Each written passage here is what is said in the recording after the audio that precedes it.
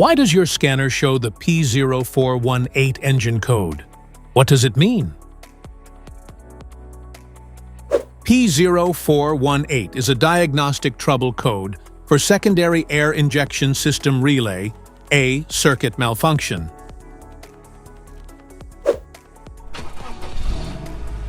This error code indicates an electrical fault, such as a bad relay or wiring issue, in the circuit that controls the air pump responsible for reducing cold start emissions. Under this circumstance, short-distance driving is permitted, but your vehicle should be repaired as soon as possible. So, what causes this imbalance? Here are the most common culprits. This error can be caused by these possible faults in your vehicle. Faulty SAI relay, damaged wiring, blown fuses, failed air pump, ECM or PCM software glitch.